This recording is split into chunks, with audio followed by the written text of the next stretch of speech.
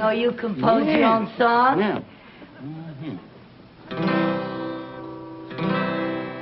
Fell in love with a pink-haired gal. Fell in love with a pink-haired gal. Fell in love with a pink-haired gal. She fell in love with me.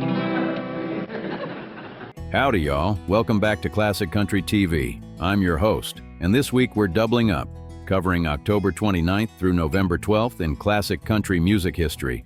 2 full weeks of milestones, memories, and some mighty fine twang. So, pull up a chair, pour yourself some coffee, and let's head down the trail. Let's start on November 2nd, 1968. Conway Twitty hit his very first #1 on the Billboard country chart with Next in Line. That record was the moment old Conway went from rock and roll crossover to full-on country royalty.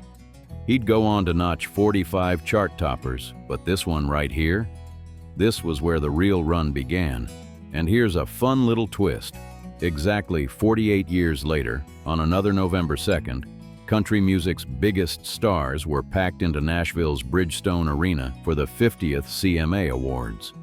Half a century of country excellence on the same calendar date that started Conway's rise. Ain't it something how those timelines line up?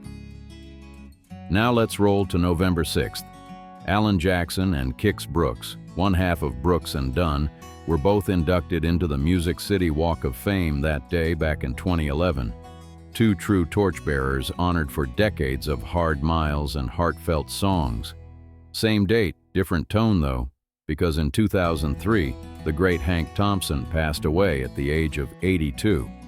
Hank left us with classics like The Wild Side of Life and a lifetime of dance hall nights from coast to coast. One of the finest Western swing leaders there ever was.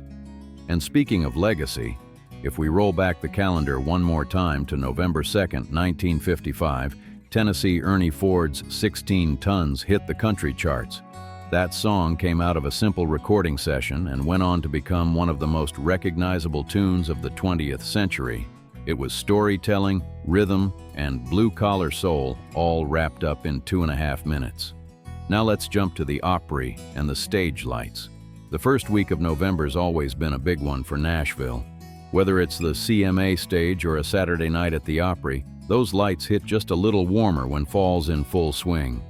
The crack of boots on the floorboards, that hush before the band kicks in, you can just about feel the ghosts of Opry legends tuning up backstage. Late October into early November's also a quiet storm for the business side of country music. The touring slows down, the leaves turn, and a lot of artists hole up in studios or writers' rooms, getting next year's hits ready. The air's cool, but the tape reels are warm. Some of the biggest songs in history started in those in-between weeks when the crowds were home and the microphones were live. So when you stack up this stretch of time, Conway's first #1, the 50th CMA Awards, Alan and Kix getting their stars, Hank Thompson taking his final bow, you start to see a pattern. Early November's always been about transition. One artist starting their climb, another being honored for a lifetime of work, and another taking that final curtain call. It's the full circle of country music right there on the calendar. So as we close out this double week, I'll leave you with this. Country music's heartbeat doesn't skip between decades. It just keeps time, steady as a drum, honest as a front porch song. From 16 Tons to Next in Line to a Walk of Fame star on a Nashville sidewalk, it's all part of the same long tune. Thanks for riding along, y'all.